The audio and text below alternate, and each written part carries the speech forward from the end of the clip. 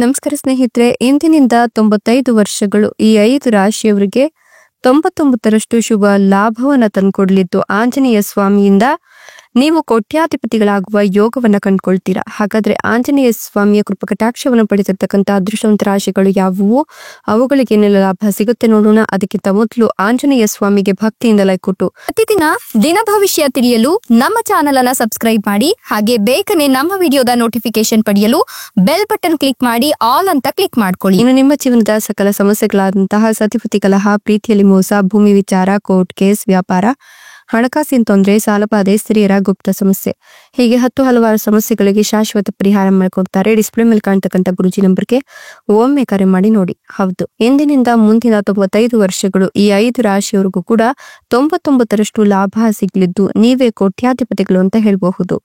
ಆಂಜನೇಯ ಸ್ವಾಮಿಯ ಕೃಪಾಶೀರ್ವಾದ ನಿಮ್ಮ ಮೇಲೆ ಬೀಳ್ತಿರೋದ್ರಿಂದ ನಿಮ್ಗೆ ಯಾವುದಕ್ಕೂ ಕೂಡ ತೊಂದರೆ ತಾಪತ್ರೆಗಳು ಎದುರಾಗುವುದಿಲ್ಲ. ವ್ಯಾಪಾರಿಗಳಿಗೆ ಬಹಳ ಉತ್ತಮ ಸಮಯ ಆಗಿರಲಿದ್ದು ಹಣಕಾಸು ವಿಚಾರಗಳಲ್ಲಿ ಆಪ್ತರು ದಾರಿ ತಪ್ಪಿಸಬಹುದು, ಹೀಗಾಗಿ ಹುಷಾರಾಗಿರಿ. ಉದ್ಯೋಗ ಬದಲಾಯಿಸುವ ನಿಮ್ಮ ಆಲೋಚನೆಗಳು ಧನಾತ್ಮಕ ಬದಲಾವಣೆಯನ್ನ ತರುತ್ತೆ. ಆರೋಗ್ಯದ ಕುರಿತು ನೀವು ವಿಶೇಷ ಗಮನವನ್ನು ಹರಿಸಬೇಕಾಗತ್ತೆ.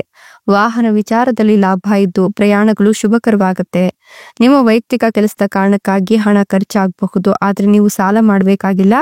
ಉಳಿತಾಯದ ಪ್ರಮಾಣ ಹೆಚ್ಚಾಗ್ತಾ ಹೋಗುತ್ತೆ. ವ್ಯಾಪಾರಿಗಳಿಗೆ ಮಿಶ್ರ ಫಲದ ದಿನ ಇದಾಗಿದ್ದು ದೈನಂದಿನ ಕೆಲಸಗಳಲ್ಲಿನ ಶ್ರಮವು ನಿಮ್ಗೆ ತಕ್ಕ ಪ್ರತಿಫಲವನ್ನ ನೀಡುತ್ತದೆ, ಒಳ್ಳೆಯ ಫಲಿತಾಂಶವನ್ನ ತಂದುಕೊಡುತ್ತೆ. ಅವಿವಾಹಿತರಿಗೆ ಬಹಳ ಅನುಕೂಲ ಉಂಟಾಗ್ಲಿದ್ದು ವಾಹನ ಸಂಬಂಧಿ ಖರ್ಚು ಕೂಡ ಹೆಚ್ಚಾಗುವ ಸಾಧ್ಯತೆ ಇದೆ. ಈ ರಾಶಿಯ ಜನರಿಗೆ ಶುಭವಾಗ್ಲಿದ್ದು ಪೂರ್ವ ನಿಯೋಜಿತ ಕೆಲಸಗಳಲ್ಲಿ ನೀವು ಅಂದುಕೊಂಡ ಯಶಸ್ಸನ್ನ ಪಡೆದುಕೊಳ್ತೀರಾ. ಹಣಕಾಸಿನ ವಿಚಾರದಲ್ಲಿ ಸಹಕಾರಗಳು ಇರಲಿದ್ದು ಆಸ್ತಿ ಮನೆ ವಿಚಾರದಲ್ಲಿ ನಿಮ್ಮ ಕೈ ಮೇಲಾಗುತ್ತೆ. ಪಾಲುದಾರಿಕೆ ವ್ಯವಹಾರದಲ್ಲಿದ್ದವರು ಲಾಭಾಂಶ ಹೆಚ್ಚಾಗಿ ಪಡೆದುಕೊಳ್ತಾರೆ. ಸಾಲ ಮರುಪಾವತಿ ಮಾಡ್ತೀರಾ, ಆಪ್ತರಿಂದ ನಿಮ್ಗೆ ಸಹಕಾರ ಸಿಗುತ್ತೆ. ಹೂಡಿಕೆಯಲ್ಲಿ ನಿಮ್ಮ ಆಸಕ್ತಿ ಹೆಚ್ಚಿಗೆಯಾಗಲಿದ್ದು ವೃತ್ತಿಪರ ವಿಚಾರಗಳಲ್ಲಿ ಶುಭ ದಿನ ಇದಾಗಿದೆ.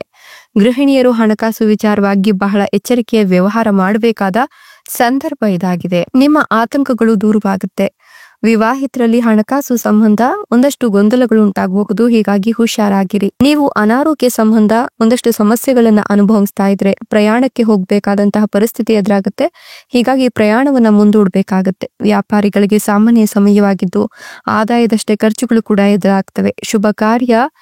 ಒಂದಷ್ಟು ವಿಚಾರಗಳಲ್ಲಿ ಶುಭ ಕಾರ್ಯಗಳು ನಿಮ್ಮ ಕೈಯನ್ನ ಹಿಡಿಯುತ್ತವೆ ಅಂತ ಹೇಳಬಹುದು. ಮಕ್ಕಳ ವಿದ್ಯಾಭ್ಯಾಸದ ಕುರಿತು ಗಮನವನ್ನ ಕೊಡ್ತೀರಾ.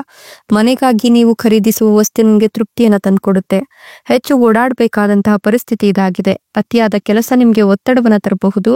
ಕೃಷಿಕರಿಗೆ ಈ ಸಮಯ ಬಹಳ ಉತ್ತಮವಾಗಿರಲಿದೆ. ಗೃಹಿಣಿಯರು ಎದುರಿಸಿದ್ದ ಹಣಕಾಸಿನ ಸಮಸ್ಯೆಗೆ ಪರಿಹಾರ ಸಿಗುತ್ತೆ. ವಾಹನ ಸಂಬಂಧಿ ಅಪಾಯ ಎದುರಾಗಬಹುದು. ಆಪ್ತರಿಂದ ಹಣಕಾಸಿನ ನೆರವು ಕೂಡ ಸಿಗುತ್ತೆ. ನಿಮ್ಮ ಮಾತು ಮತ್ತು ವ್ಯವಹಾರ ಕೌಶಲ್ಯದಿಂದ ಕೂಡಿದ್ರೆ ನೀವು ಬಯಸಿದ ಲಾಭವನ್ನ ಪಡಿಲಿಕ್ಕೆ ಈ ಸಂದರ್ಭದಲ್ಲಿ ಸಾಧ್ಯ ಆಗುತ್ತೆ ಅಂತ ಹೇಳಬಹುದು. ಮಕ್ಕಳಿಲ್ಲ ಅನ್ನೋರಿಗೆ ಮಕ್ಕಳ ಯೋಗ ಇದ್ದು ಸಂತಾನ ಭಾಗ್ಯ ಕೂಡಿ ಬಂದಿದೆ. ಇನ್ನು ಕೂಡ ಮದುವೆ ಆಗಿಲ್ಲ ಅನ್ನೋರಿಗೆ ಗುರುಬಲ ಚೆನ್ನಾಗಿರೋದ್ರಿಂದ ಕಂಕಣ ಭಾಗ್ಯ ಕೂಡ ಕೂಡಿ ಬರ್ತಾ ಇದೆ. ಇಷ್ಟೆಲ್ಲ ಲಾಭ ಮತ್ತು ಅದೃಷ್ಟವನ್ನು ಪಡೆದಿರ್ತಕ್ಕಂಥ ಅದೃಷ್ಟವಂತ ರಾಶಿಗಳು ಯಾವುವು ಅಂತ ನೋಡೋದಾದ್ರೆ ಮಿಥುನ ರಾಶಿ, ಮೀನ ರಾಶಿ, ವೃಶ್ಚಿಕ ರಾಶಿ, ಸಿಂಹ ರಾಶಿ, ತುಲಾ ರಾಶಿ. ಇವುಗಳಲ್ಲಿ ನಿಮ್ಮ ರಾಶಿ ಇದ್ದರೂ ಇಲ್ಲದಿದ್ದರೂ ಭಕ್ತಿಯಿಂದ ಜೈ ಆಂಜನೇಯ ಅಂತ ಕಮೆಂಟ್ ಮಾಡಿ. ಧನ್ಯವಾದಗಳು.